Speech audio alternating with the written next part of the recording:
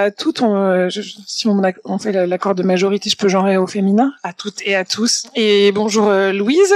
Donc je ne vais pas refaire votre biographie. Donc bienvenue pour cet instant canopé consacré à l'ouvrage dont vous êtes l'autrice En finir avec les idées fausses sur l'école. Un ouvrage qui est très nourri de votre activité de journaliste et de productrice de l'émission Être et Savoir qu'on peut écouter tous les lundis soirs à 21h sur France Culture. Et en podcast. Donc Être et Savoir, c'est le magazine de l'éducation de France Culture. Vous y traitez l'éducation au sens large, puisque c'est à la fois les enjeux liés à l'école, mais aussi à l'enfance, la jeunesse, la parentalité. Et on sent que l'ouvrage est nourri aussi beaucoup de cette vision élargie, en tout cas de l'éducation. Louise, vous êtes une observatrice fine et aguerrie de l'institution scolaire. Je crois qu'on peut dire ça, puisque ça fait à peu près 15 ans que vous vous occupez de ces questions, si je me trompe pas, un peu plus même. Moi, j'ai la date de naissance de mon fils comme repère, donc je sais très bien quand ça a commencé. Okay. Ça fait 15 ans. Bon, parfait. Et vous avez aussi pratiqué le métier d'enseignant parce que vous avez été contractuel quelques mois. Quelques mois, c'était à des fins d'observation, mais j'ai fait ce travail sérieusement. Ça m'a permis de repenser des choses. Évidemment, ça fait pas de moi une enseignante aguerrie parce que quelques mois, c'est pas une grande expérience non plus. Ça m'a quand même enrichi beaucoup pour en fait connaître les choses de l'intérieur. Ça permet quand même de décaler, décentrer. Je pense que le problème qu'on a tous avec l'école, c'est qu'on en connaît toujours qu'un bout, une partie. On a beau multiplier les rencontres, de toute façon, ça reste parcellaire.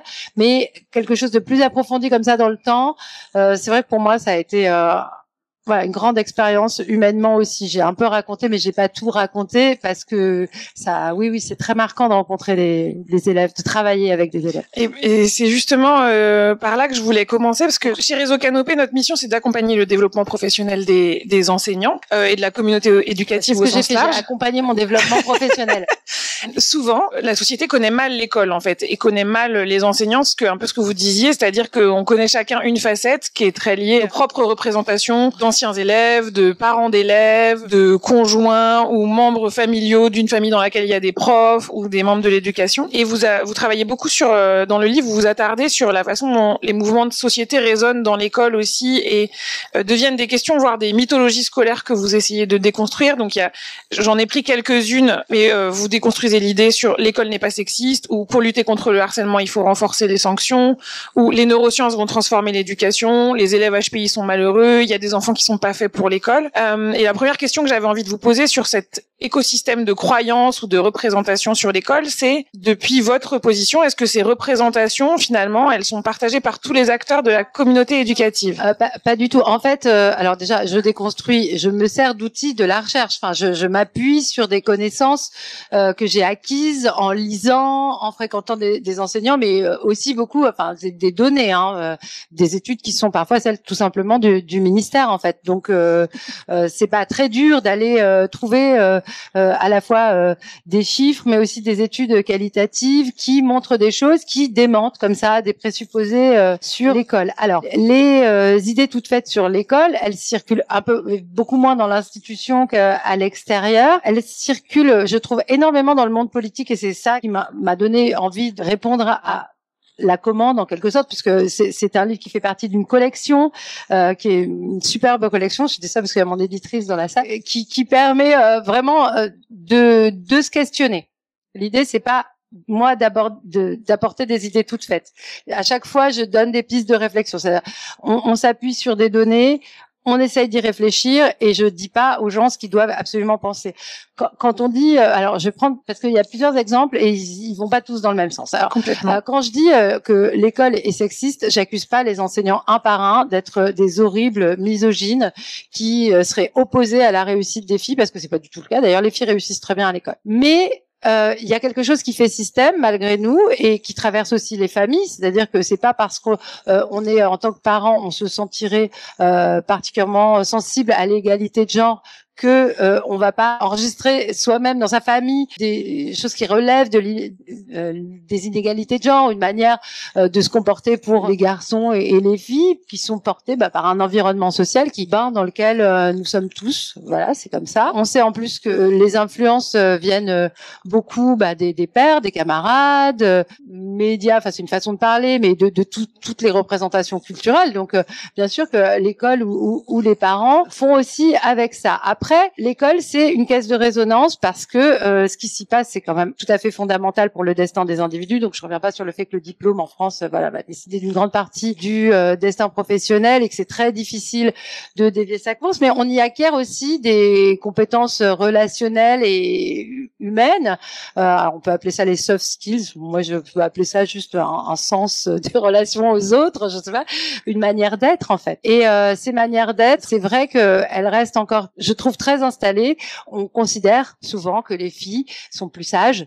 Je reviens à mon point, sont plus sages ou plus obéissantes ou tout simplement vont mieux répondre à la consigne, ce qui leur fait enregistrer plein de points scolairement, leur permet aussi de mieux réussir parce qu'écoutez, c'est vrai que ça permet d'avoir des meilleures notes en classe, donc c'est chouette. Enfin, moi j'encourage les gens à écouter leurs professeurs et à bien se tenir en classe, évidemment.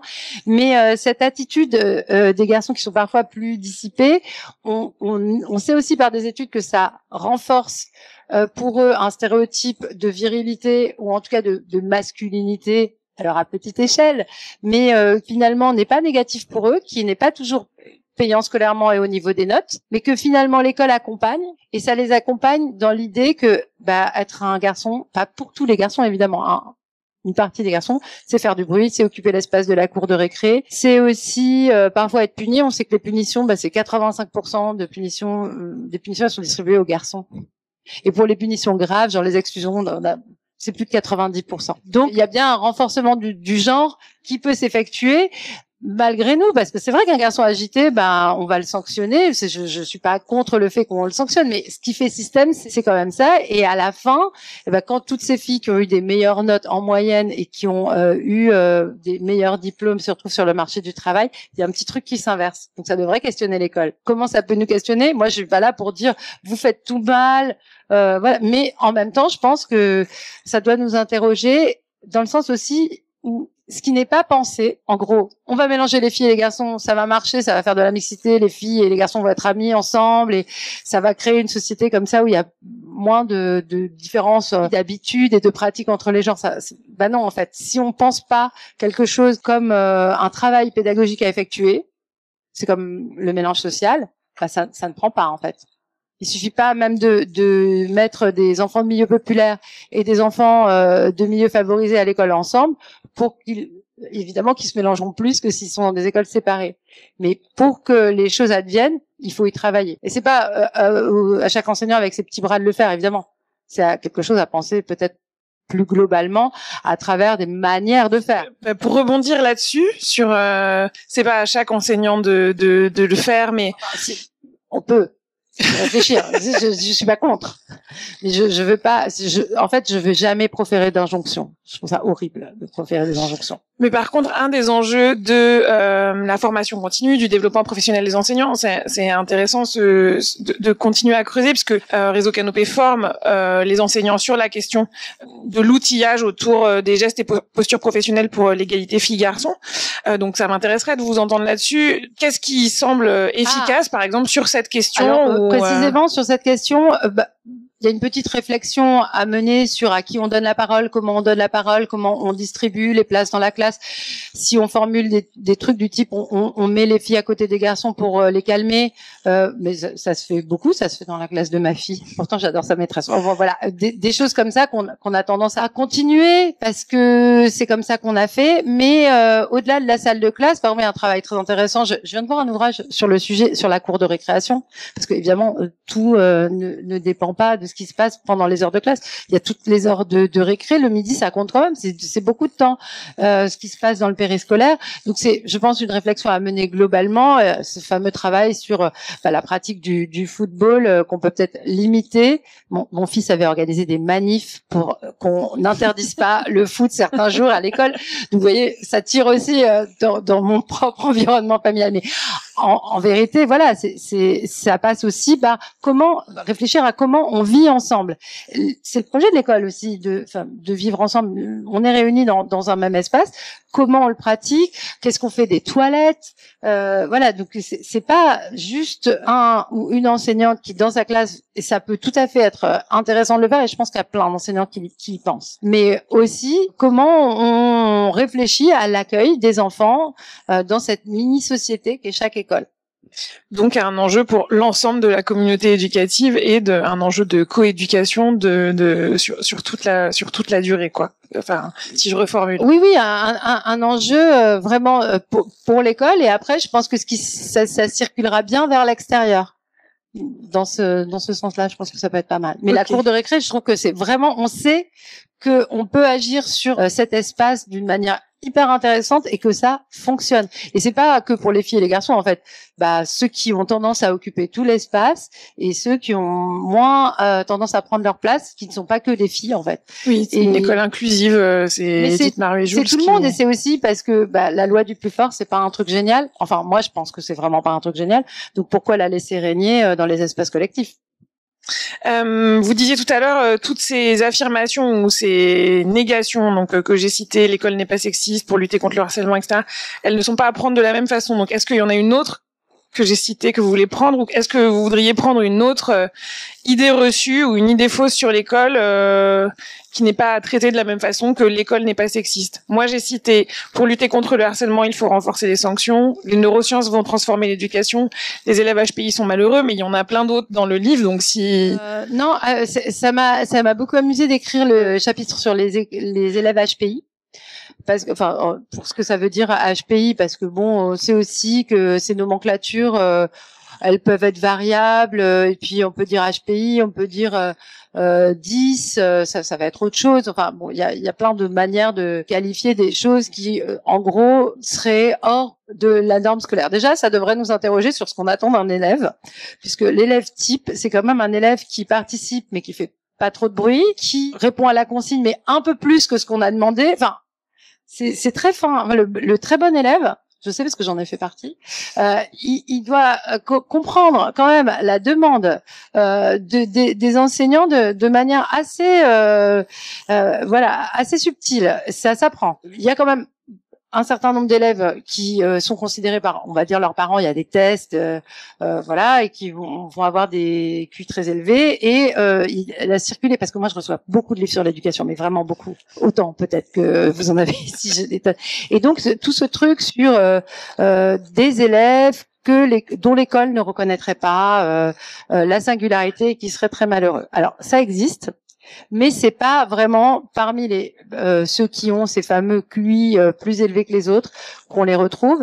Et si je dis ça, c'est parce que c'est des chercheurs eux-mêmes assez convaincus, qu'il y a d'ailleurs des HPI qui ont peut-être des besoins particuliers, qui le disent. Il n'y a pas d'études qui montrent que ces personnes sont beaucoup plus malheureuses que les autres. Et aussi, moi, ça m'a toujours interpellée qu'on s'arrête sur, pas comme si le malheur des gens qui ont un QI très élevé était plus triste que le malheur de ceux qui sont un peu à la traîne scolairement, dont on connaît pas forcément le QI, parce que c'est pas ces gens-là. Parfois, les gens aussi qui vont voir des psys pour faire des tests à 400 €, c'est quand même les gens qui ont les moyens de les faire. Donc ça croise évidemment plein de problématiques. Mais après, moi je trouve pas inintéressant que dans des établissements publics, il y ait des classes pour des élèves qui prennent beaucoup d'avance et qui ont envie d'en prendre et à qui ça plaît. Il faut aussi dire aux gens que avoir des facilités scolaires, c'est super, et c'est super de rester dans sa classe, et que on peut être très heureux en étant un élève qui aide les autres, par exemple, ou qui travaille avec les autres, ou qui se on peut faire partie du groupe de mille et une façons. Complètement aligné là-dessus. Et justement, du coup, ma question, elle était sur aussi ces idées fausses. Vous disiez au début que elles sont plus partagées à l'extérieur de l'institution qu'à l'intérieur, mais finalement, est-ce qu'elles ont quand même pas des effets parfois aussi sur la façon dont les élèves eux-mêmes se considèrent, ou dont les enseignants vont agir? On est dans un contexte, on voit, il y a certaines idées fausses, ça cogne fort. C'est-à-dire que sur les HPI sont malheureux, il y a une période où on a eu des dizaines de livres sur la question, des dossiers, des interviews. Donc à la fin, on se dit, quand même, peut y avoir quelque chose.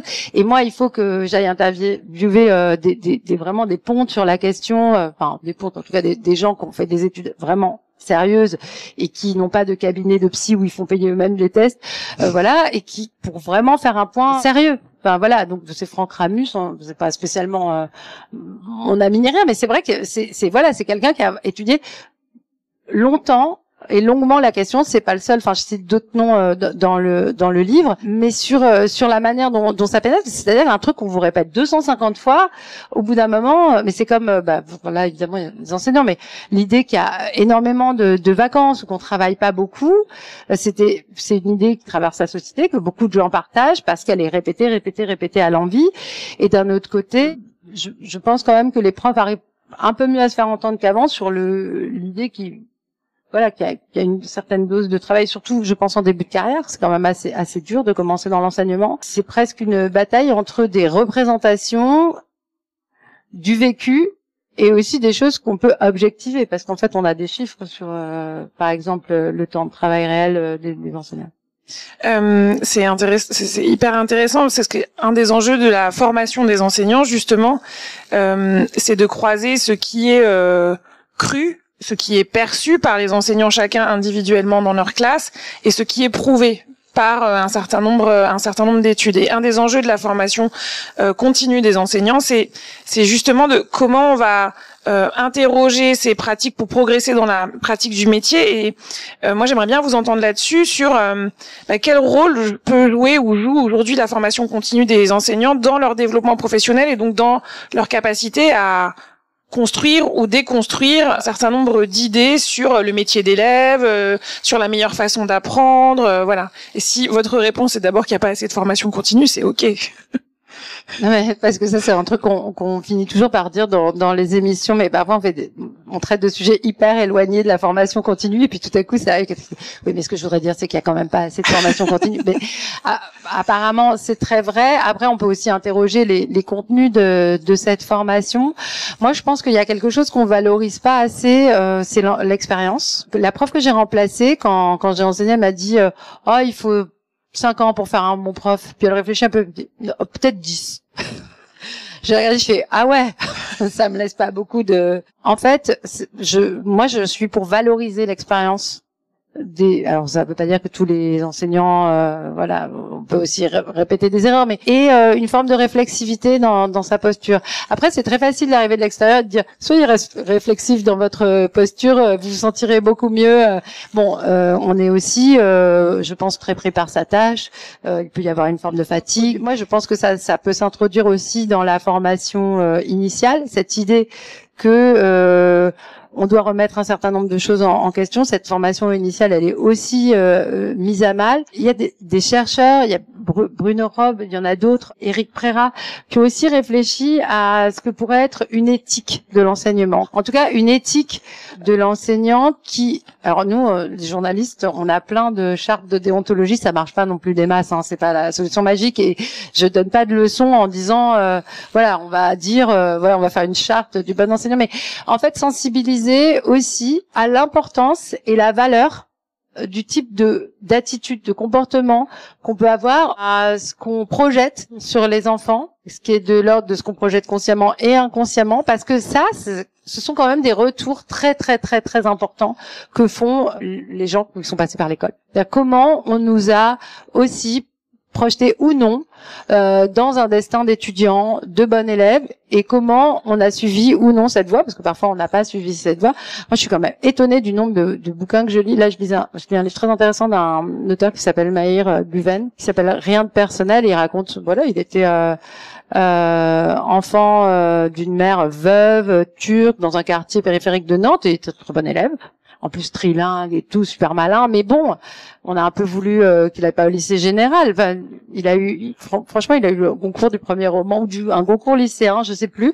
Mais en tout cas, ça a bien marché pour lui, la littérature. Et ça, ce truc, on l'entend quand même super souvent. Donc ça, il faut s'interroger collectivement. Je pense que ça arrive moins. Je pense que ça arrive toujours. Et de toute façon, statistiquement, on voit bien que ça arrive. En rebond, cette question de la posture et donc de l'éthique et de la posture, bref, c'est pas du tout pour faire de la pub, mais on organise un événement il y a dans 2 semaines qui s'appelle Prof en scène, où on va faire intervenir des enseignants débutants sur c'est quoi l'élément le plus marquant qui les a marqués quand ils ont débuté dans le métier. Et une des enseignantes m'a dit, quand on a préparé cet événement, moi, la première chose qui m'a vraiment percutée, c'est l'importance de ma parole, que chaque mot qui sort de ma bouche, finalement, a un impact sur les enfants. En l'occurrence, elle est en élémentaire, donc je trouve que ça résonne beaucoup avec ce que vous dites là, c'est-à-dire finalement qu'elle a une forme de déontologie quotidienne à mettre en œuvre dans sa classe pour que sa parole soit exemplaire. Mais qui doit être un truc doux. Enfin, c'est pas lourd de faire ça. Je pense que c'est très important. En fait, bon, sans pontifier, j'ai horreur de ça, mais bon, historiquement, l'école s'est un peu aussi construite contre la famille. Il y a quelque chose de l'ordre de sortir l'enfant de l'influence à la fois de sa famille, de la religion aussi, si possible. C'est l'école républicaine. Donc, on veut faire de l'enfant un élève qui est un futur citoyen et qui, si possible, doit bien rentrer dans un truc assez carré. C'était plus pratique quand on scolarisait moins d'élèves. Quand on a scolarisé tout le monde, c'est bien aperçu que ce truc était peut-être un peu étroit. Donc on essaye de faire entre ces deux conceptions. À la fois, on fait société avec tout le monde. En même temps, on a une vision, comme j'ai dit tout à l'heure, assez précise de ce qu'on attend des enfants, qui sont donc là plus des enfants, mais tout à fait des élèves. Interrogeons-nous sur ce que ça produit. On connaît, vous avez sûrement lu des articles là sur les statistiques des votes. Qui votent pourquoi? Il y a quand même une connexion entre le niveau de diplôme et le vote. Qu'est-ce qui s'est passé à l'école? Il y a un article de Félicien Faury qui a analysé le vote Rassemblement national. Alors les gens votent tout à fait pour ce qu'ils veulent, mais c'est quand même pas inintéressant de voir qu'il y a une partition entre des gens plus diplômés et des gens moins diplômés, et que les gens moins diplômés en veulent à l'école, et à travers l'école, enfin, ils ont développé à l'école un ressentiment pour les diplômés et les gens pas comme eux qui seraient ceux qui auraient un type de consommation culturelle plus livresque ou après c'est des fantasmes, hein, mais ça pose une question incroyable à l'école. C'est un peu tard peut-être, mais c'est pas la première fois qu'on se la pose. Moi j'ai écrit un article en 2015, j'ai retrouvé sur le sujet. Qu'est-ce qu'on a mal fait? Cet article de Félicien Faury est dans le média The Conversation. Et effectivement, il est très éclairant, et Félicien Faury démontre que, enfin, à la fin, vraiment que c'est le sentiment d'humiliation qui crée du ressentiment et le sentiment d'être perdant du système scolaire en termes symboliques presque autant que de diplôme. Donc alors après, moi je suis pas d'accord avec tout ce qu'il dit, mais j'ai pas fait d'études scientifiques, mais pour parler avec pas mal d'élèves de lycée pro, tout le monde se sent pas non plus humilié. Enfin, voilà, les ressentis sont variables, mais en tout cas ça crée de la distance. J'ai l'interviewé demain, de toute façon, je vous dis. Mais l'école crée une distance entre les gens, alors que son boulot c'est de créer un rapprochement. C'est écrit fraternité dessus. Enfin, liberté, égalité, fraternité. Vous voyez là. Et ça, donc, ça me fait un rebond sur. Il y a une des idées fausses que vous prenez comme fil, qui est il faut s'inspirer des pédagogies nordiques, qui justement créeraient plus de vivre ensemble, ou seraient plus douces, ou plus génératrices d'inclusion. Quelle conclusion vous tirez à partir de cette idée fausse, et quel rôle pourrait jouer l'école française si on regarde d'autres systèmes éducatifs, si j'élargis un peu ma question? En fait, c'est toujours intéressant de voir ce qui se passe ailleurs, et moi je pense qu'il y a des choses qui sont intéressantes, mais c'est plus dans des types d'organisations. Par exemple, le fait qu'en Finlande, il y ait des maîtres spécialisés qui soient présents dans l'école tout le temps pour gérer des difficultés des élèves et les prennent. Enfin, mais on a ça un peu, enfin, on avait un peu encore. Bon, voilà. Razed, etc. Mais en tout cas, là, il semble que ça fonctionne bien. Ils ont beaucoup de formations continues, donc ça, c'est plutôt des trucs techniques. Mais pour ce qui est de comment on considère l'enfant dans les pays nordiques, alors les pays scandinaves, mais en fait, on peut un peu. La Finlande, c'est pas scandinave. Il y a aussi les pays baltes. Enfin, c'est des cultures qui ont pas la même vision en fait de l'enfant comme personne. Il n'y a pas le désir de le transformer en cette entité bizarre qu'est l'élève. En même temps, je pense que c'est très difficile de. Moi, je crois pas qu'on va renverser la table. Enfin, c'est rarement le projet des gens qui défendent les pédagogies nordiques, mais je crois pas qu'on peut tout changer. En fait, on a un héritage qui est très riche, et puis on a un héritage qui est assez sympa. Enfin, pédagogiquement parlant, il y a des choses intéressantes en France, et on a aussi un projet d'école pour tous qui est ancien et assez fédérateur, je crois. À partir de ça, il faut faire mieux. Mais je crois pas qu'on peut importer une manière de penser complètement différente, parce que c'est pas nous. C'est comme l'éducation positive. Je sais pas si vous avez des enfants, mais on peut pas comme ça se réformer d'un coup et se laver le cerveau et dire je vais parler tout doucement à mon enfant et lui demander quelles émotions le traversent à un moment où je rentre du boulot, il faut que je fasse à manger, j'ai encore 3 coups de fil à passer. Ça veut pas dire qu'il faut lui filer une baigne. D'abord, c'est interdit par la loi, mais on peut réfléchir à ces pratiques sans se travestir en quelque chose qui serait de toute façon une espèce de retraduction de quelque chose d'idées qu'on a mal digérées. Parce que derrière une idée pédagogique, alors la Hollande aussi, c'est très intéressant ce qui se passe aux Pays-Bas. C'est aussi une culture, une manière de fonctionner dans la société. Ça marche ensemble. Et c'est vrai qu'en France, on est un peu plus tendu et qu'on a une culture aussi du conflit. Mais peut-être que cette culture du conflit, on peut en faire quelque chose. Je dis pas qu'il faut garder du conflit dans l'école. Je dis que cette culture de la contradiction, c'est aussi la culture de l'esprit critique. Et que l'esprit critique, c'est intéressant à développer aussi dans l'éducation. Donc on peut aussi parler quand on n'est pas d'accord, faire des débats, par exemple. Et c'est pour ça qu'on termine sur la philosophie à l'école. Là, il y a plus un fil à tirer dans notre tradition de pensée, notre tradition d'esprit critique et notre tradition pédagogique. Parce qu'on est d'accord pour dire qu'on n'est pas d'accord. Et ça, c'est un bon ressort. Et ça fait travailler l'intelligence. Donc, on est là où on doit être. Voilà. Et puis aussi, je pense que par rapport aux pays nordiques, moi j'ai pas mal, j'ai la discussion avec divers interlocuteurs, interlocutrices, c'est que en France, on a une vision de la culture générale. C'est hyper important pour nous, même si c'est vrai qu'on n'y arrive pas. On va encore avoir les perles du bac, genre c'est qui ce mec en parlant de George Sand, ou vous êtes tous les ans après le bac français, et c'est demain. On a des trucs sur des gens qui insultent Victor Hugo, c'est horrible. Enfin, des élèves, donc. Mais pour nous, c'est important. Donc, c'est vrai que dans les pays scandinaves, il y a beaucoup moins cette idée de transmettre une culture générale. Je travaille à France Culture, par exemple, là, on fait des cahiers de Douai, il y a Les Dormeurs du Val, récité par un super comédien, et moi, je fais génial, j'adore. Parce que on a aussi une notion de patrimoine à transmettre, et je crois que ça compte, et je crois que ça fait partie.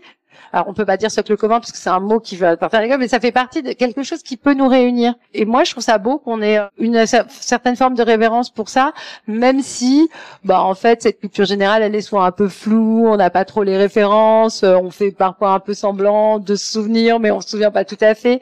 Mais il y a quand même des choses qu'on acquiert, et surtout un rapport à la culture. Voilà, dont moi, je me sens proche. C'est vraiment, ça fait partie de notre construction à la fois, social et scolaire. Je pense que ça touche même des gens qui sont pas très diplômés. Mais du coup, dans cette tension, on sent quand même une tension aujourd'hui entre cet héritage et ce projet d'école pour tous, et cet héritage effectivement de chacun. C'est le projet de l'école pour chacun. Qui heurte l'héritage. Exactement. C'est la singularité des élèves. Et puis aussi ces compétences du 21e siècle dont on parle. L'esprit critique, par exemple, c'est une des compétences du 21e siècle mise en avant par l'UNESCO. Mais dans ces compétences du 21e siècle, il y a aussi la créativité. On dit souvent que l'école française, justement, ne suscite pas beaucoup la créativité des élèves. À l'issue de l'écriture de ce livre, je me demandais quelle conclusion vous en tiriez justement de cette tension ou de cette articulation entre l'héritage et une société qui change beaucoup, qui effectivement valorise beaucoup plus l'individualité, la prise en compte des besoins de chaque élève. Est-ce qu'il y a des idées vraies sur l'école finalement qu'on pourrait en tirer, et sur l'école de demain? La créativité, moi, j'en parle dans le bouquin, ça me gêne un peu comme truc, parce que derrière la créativité, il y a l'idée de, allez, vous allez fonder votre entreprise grâce à votre super créativité. D'abord, la France n'a pas du tout un problème de créativité. Enfin, il y a plein de gens qui ont plein d'idées. On n'est pas un pays spécialement immobile. en termes de création, même pédagogiquement. Donc, on a quand même une bonne scène académique et enfin dans tous les domaines en fait. Je pense que il y a beaucoup de regardez, il y a plein d'applications pour les enfants. C'est super créatif. Le biril là, c'est français. Donc voilà, on a non mais il y a de la créativité en France. Moi, je suis pas très inquiète pour la créativité ni des élèves ni des gens. Par contre, dans le contexte scolaire, c'est vrai qu'elle est pas très valorisée.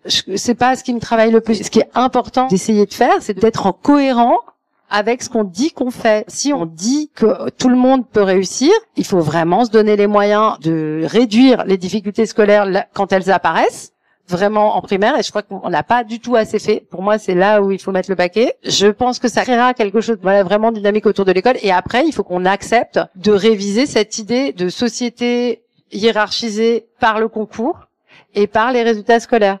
Mais ça, c'est la révolution. Et elle doit pas venir de l'école, en fait. Elle doit aussi venir de l'extérieur. Il faut arrêter d'être obsédé par qui on recrute en fonction de son pédigré scolaire. Je travaille à France Culture. Moi, je le dis dans le bouquin. Enfin, c'est hyper choquant. Il n'y a pas que des normaliens dans la vie qui sont intelligents. C'est super, hein.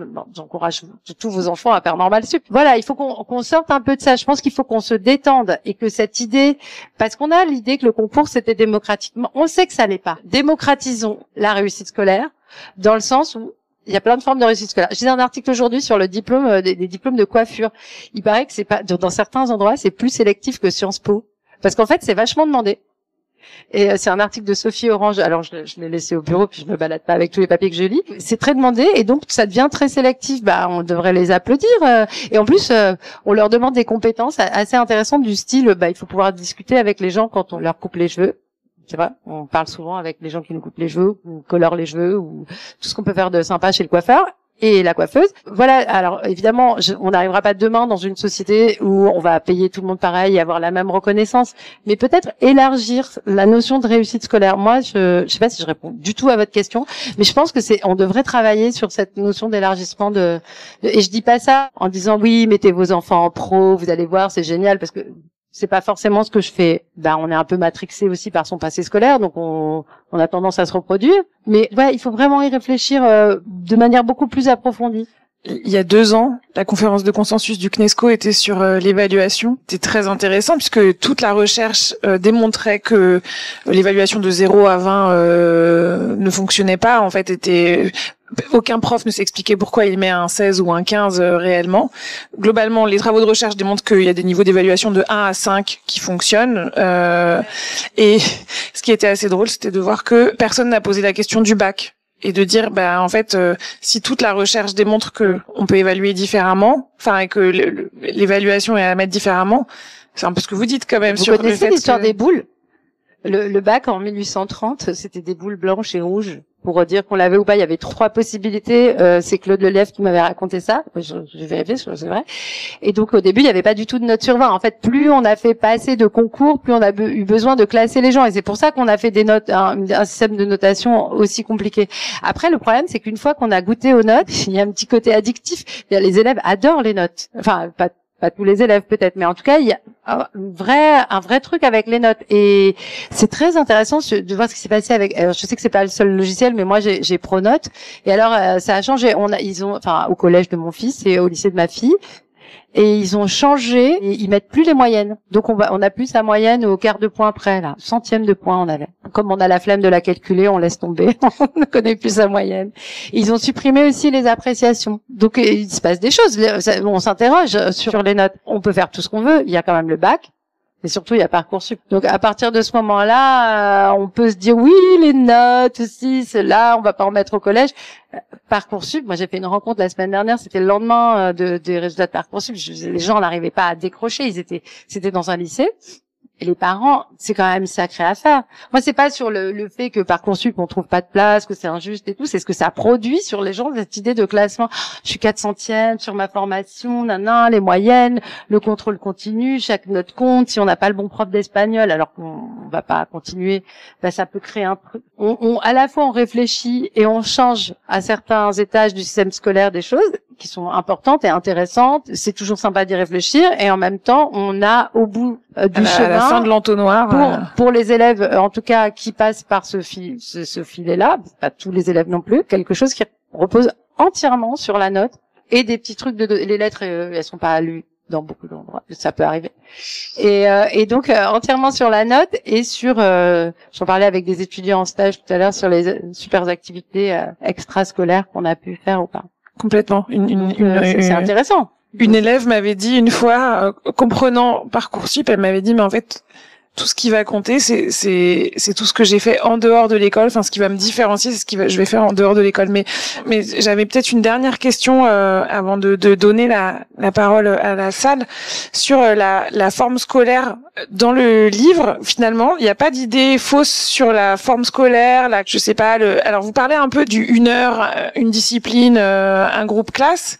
Mais finalement, est-ce que ce que vous dites sur le système de la classe de l'enseignement mutuel? Oui, un petit peu. Ah bah, c'est un chapitre. En plus, c'est le premier que j'ai écrit. Non, enfin, je vous embête, mais peut-être qu'on peut en parler plus. Peut-être qu'il y a certaines idées. Bon, j'aurais pu développer d'autres points. J'ai parfois eu moins de matériel pour traiter tel ou tel sujet où je me sens peut-être moins à l'aise pour les développer. Peut-être aussi que je dois m'interroger parce que c'est vrai que moi personnellement je suis pas très gênée par la forme scolaire, mais je pense pas que le cours magistral soit à bannir tout le temps parce que c'est parfois intéressant d'écouter quelqu'un. Je pense que de toute façon les profs font pas du cours magistral à fond, à part au lycée peut-être. Bon voilà, enfin pas tous en tout cas. Enfin c'est que c'est largement interrogé par les enseignants qui voient bien en fait ce qui fonctionne ou pas avec leurs élèves, que c'est quand même à eux de décider et que ces forums-là elles sont très diverses et surtout on est libre de les appliquer ou pas. Après bon, les trucs genre classe inversée, pour moi, c'est pas non plus, enfin, ça a toujours un peu existé. On s'exerce en classe, et ben, on fait des exercices, ben, c'est bien, je crois que j'ai fait ça aussi quand j'étais élève, super. Si les professeurs se sentent mieux avec ça, ils sentent que c'est ça qui leur correspond, parce que c'est finalement, à la fin, aux professionnels de décider quel geste leur correspond et d'essayer de voir ce qui fonctionne le mieux avec leurs élèves. Et ça, je pense que c'est pas trop dans l'air du temps non plus, c'est pas quelque chose qu'on doit imposer. En même temps, il faut un peu être capable de s'auto-évaluer en tant qu'enseignant pour voir si vraiment ça fonctionne ou pas, ou si c'est juste son confort qu'on privilégie. Je pense que c'est des questions à traiter aussi peut-être de manière un peu plus collective dans les écoles, mais loin de moi encore une fois l'idée de faire des injonctions. Le problème c'est que le peu de temps que j'ai enseigné, quand on récupère les élèves par exemple en 4e ou en 3e, bah, eux, ils sont habitués à une certaine forme scolaire. Moi, j'ai essayé de les faire travailler différemment, mais j'étais nulle. J'avais pas du tout assez de formation pour le faire. Eux, c'était pas leurs habitudes. Finalement, on perdait beaucoup de temps. Ça marchait pas. C'est pas la peine de faire un truc. Autant faire pas de enfin, c'est peut-être pas la meilleure manière, mais au moins on savait le faire ensemble. Donc, on pouvait, faire un cours, poser des questions, se mettre au travail collectivement. Ça marchait mieux qu'un des groupes que j'arrivais pas à faire. Mais après, pour moi, tout est faisable, tout est possible. Ouais, il y a beaucoup de projets en ce moment au CNR là sur les innovations qui interrogent justement cette question de la forme scolaire à la fois dans les modalités de faire classe et aussi l'espace de l'établissement sur comment tout ça contribue à monter une pédagogie de la coopération qui est aussi une compétence mise en valeur par l'UNESCO et donc finalement essayer d'adapter ou en tout cas de prendre un autre chemin que celui de la sélection ou des notes. Mais ça veut rien dire si à la fin on a Parcoursup en fait. On est quand même à la fin et tout le monde en est conscient, jugé en tant qu'individu, enfin jugé, en tout cas sélectionné ou conduit à tel ou tel endroit des études, suivant ses propres résultats. Après, je pense qu'on sait très bien coopérer. C'est possible. Les enfants peuvent le faire et puis ils peuvent le faire aussi à d'autres endroits qu'en classe. Enfin, on n'est pas que en classe quand on est enfant. On peut faire du sport, on peut jouer dans un orchestre, etc. Donc ça c'est des options. Puis il y a des caractères aussi. Par exemple, je serais pas non plus pour une école où on est tout le temps forcé de faire tout le temps des choses avec les autres. Je crois que ça correspond pas à toutes les personnalités. Ça aussi, on peut l'interroger. Après, sur la compétence à travailler en groupe, je pense que c'est pas notre problème numéro 1. Honnêtement, vraiment, si on arrivait à faire juste en sorte que plus d'élèves maîtrisent la lecture, les bases des mathématiques et en arrivant au collège et en sortant, l'urgence, elle est là. Mais on peut peut-être y arriver mieux en les faisant travailler en groupe si on le fait bien. Ça, j'ai pas de problème là-dessus. Ouais, je sais pas. En termes de priorité, moi je pense que il faut interroger en dehors de l'école. Moi je regarde quand même les enfants, je reçois beaucoup de classes, en fait je vois beaucoup d'élèves parce que je fais des ateliers pédagogiques à la Maison de la Radio, donc j'envoie à des gamins. C'est pour vous dire que c'est pas non plus basé sur des impressions totalement. C'est dommage. Par exemple, je sais pas, j'avais des élèves qui venaient du collège Georges Brassens, ils savaient pas écrire Georges Brassens. Non, mais ils savaient pas qu'il y avait un G au début de Georges. Il dit comment ça s'écrit Georges Brassens, il me dit ça commence par un J en quatrième et donc je rigole, je lui dis t'as pas regardé. On a ça aussi. Donc qu'est-ce qui se passe pas hors de l'école? Qu'est-ce qu'on n'a pas dit aux parents, aux périscolaires? Enfin, je sais pas, c'est toute une société qui apprend plus aux gamins. Ça veut pas dire qu'il faut absolument savoir écrire Georges. C'est bizarre de pas savoir écrire le nom de... En même temps, j'étais à l'école Jules Verne et je mets toujours un S à Verne. Mais à Jules, oui. En tout cas, qu'est-ce qu'on regarde pas, qu'est-ce qu'on priorise, qu'est-ce qu'on priorise, et je suis pas contre prioriser des compétences de lecture et mathématiques, savoir réfléchir, se repérer dans le temps et l'espace. Faut pas être hypocrite non plus. Enfin, c'est des compétences que je prioriserai pour les enfants que je connais. Enfin, donc, je vais pas dire que l'école va, voilà.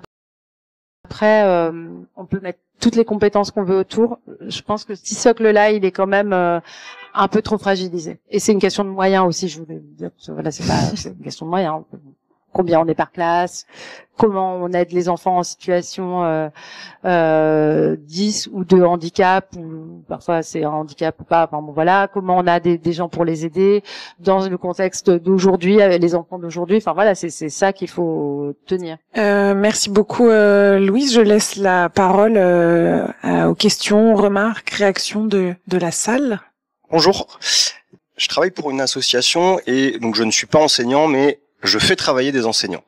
Et j'ai eu le temps, et je m'excuse Louise de plus avoir pu prendre connaissance du contenu de votre ouvrage avant de venir, qui m'intéressait, et j'ai repensé la séance de cet après-midi qu'on menait, puisque on est partenaire de Canopée dans le cadre d'un projet qui s'appelle l'école au labo, où on fait venir des classes avec des élèves et des enseignants dans des laboratoires de fabrication et de recherche pour leur faire prototyper des jeux. Et du coup, quand vous avez parlé des stéréotypes de genre tout à l'heure, j'ai repensé à cette anecdote cet après-midi où j'avais un professeur qui menait un atelier autour d'une machine à coudre avec ses élèves et où des élèves filles prototypaient avec des machines, des plateaux de jeu.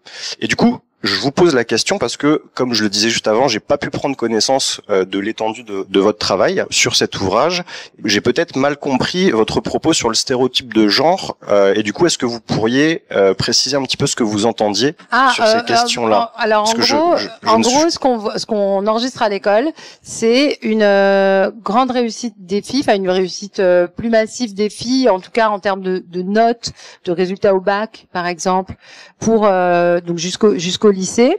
Et ensuite, à partir du moment où il y a une sélection, les garçons vont vers les filières les plus prestigieuses. Par exemple, dans les écoles d'ingénieurs qui sont réputées plus prestigieuses, pour X raisons, on peut en discuter. Et justement, dans ces écoles, il y a Polytechnique et Centrale ou des choses comme ça. Mais aussi les écoles pour tout ce qui est aujourd'hui le Internet, le web, enfin voilà. Vraiment, la majorité de garçons est écrasante. Qu'est-ce qui se passe pour que là où ce qui est le mieux rémunéré et peut-être le mieux considéré aille aux garçons, alors que les filles au départ avaient des meilleures notes? Qu'est-ce qui se passe sur les maths? Pourquoi est-ce que tant de filles acquièrent l'idée qu'elles sont moins douées pour les maths, ou même quand elles sont douées, qu'elles sont moins brillantes? Qui se trame, après moi je répète, enfin je redis des choses que j'ai lues et comprises, mais il y a tout un contexte global, social, qui nous amène à avoir une idée de ce que c'est l'excellence, de ce que c'est le génie, des grandes figures qu'on connaît plus. Pourtant, il y en a des mathématiciennes, mais voilà, du côté masculin que féminin, etc. Il y a aussi l'idée que quand une profession se féminise, par exemple, on l'a vu pour la médecine ou le professorat, parce que la société aussi fonctionne avec des gros biais sexistes, cette profession va être un peu plus précaire, un peu moins bien rémunérée, etc. C'est pas l'école qui crée les stéréotypes. Par contre, elle a beaucoup de mal à les combattre. Et ce que je disais au début, c'est que à partir du moment où on ne pense pas à cette question presque de manière transversale et permanente, ça veut pas dire que c'est une obsession, mais si on se contente vous étiez là quand j'ai parlé des cours de récréation? Voilà.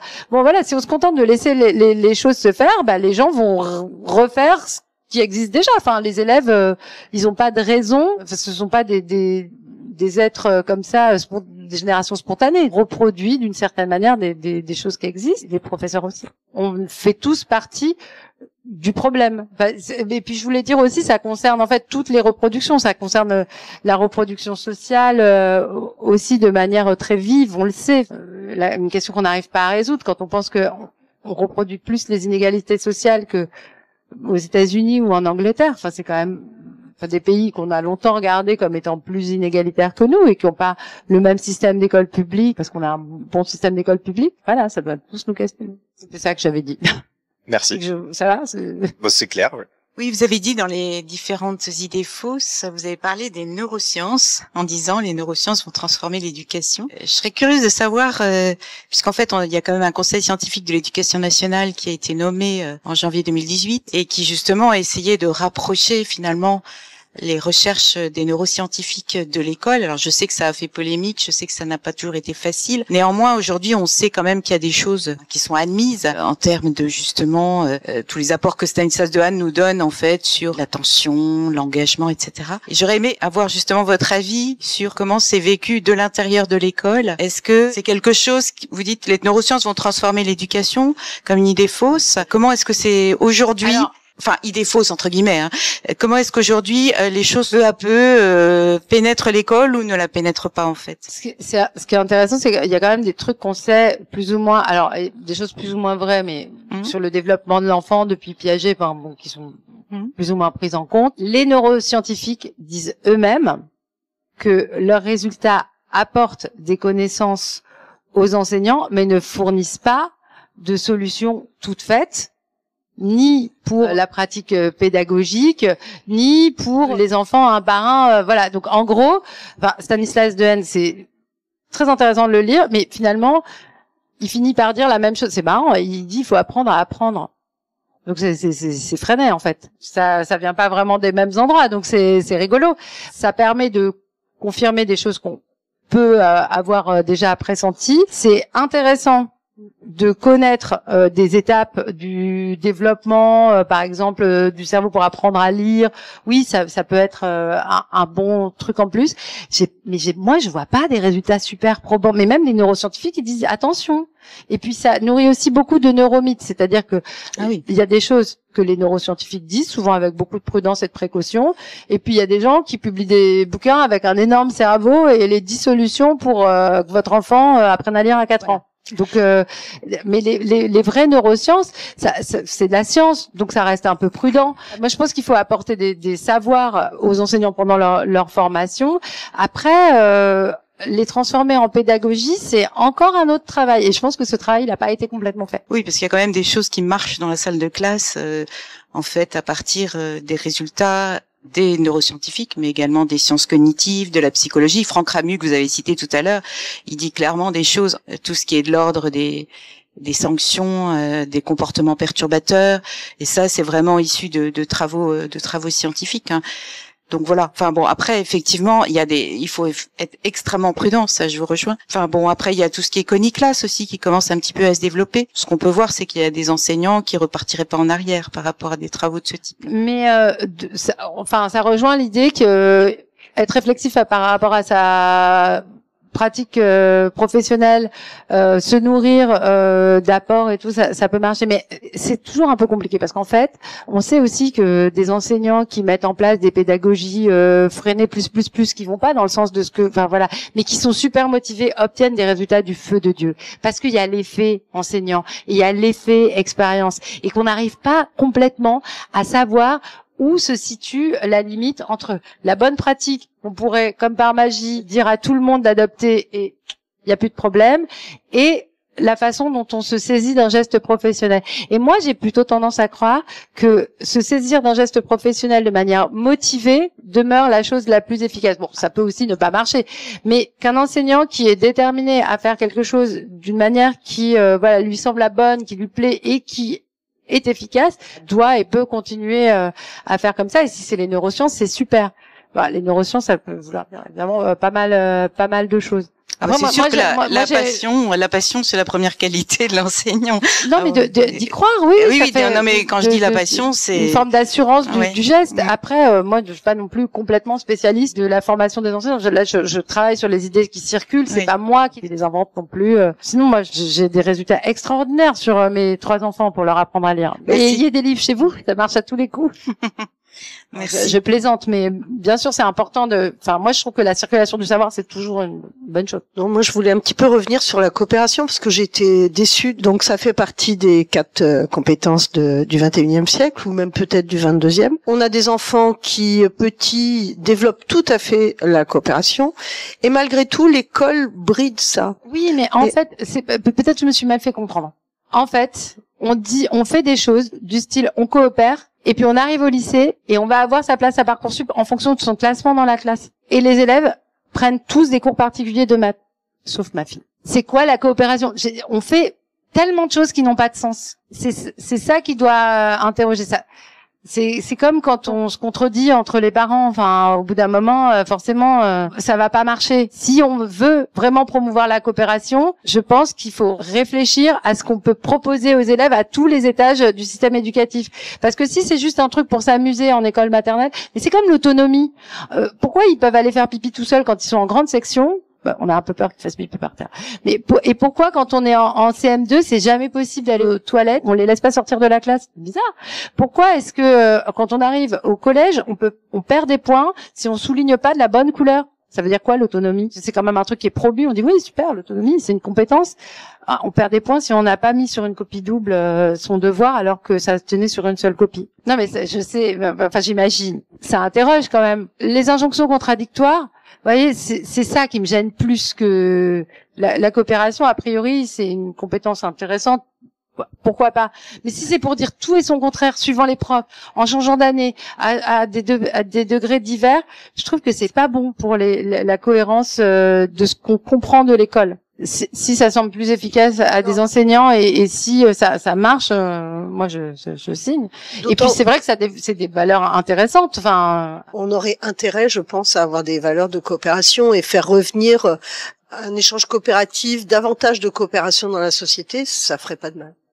Mais c'est compliqué à faire. Enfin, on voit bien quand on fait un groupe, c'est toujours les mêmes élèves qui écrivent et les autres qui font, je sais pas, des trucs, déplacer les chaises. Vous voyez, c'est quoi les rôles de chacun? Moi, je fais des ateliers. Je fais des ateliers radio. Donc, je fais coopérer les élèves. Par exemple, j'ai supprimé le rôle de technicien dans mes ateliers radio parce que je veux que tout le monde parle. Et donc, c'est dans chaque groupe, il passe à la technique après. Donc, j'y pense à ces questions-là. Si la coopération, ça consiste à être plus passif, plus actif, c'est vachement compliqué, en fait, la coopération.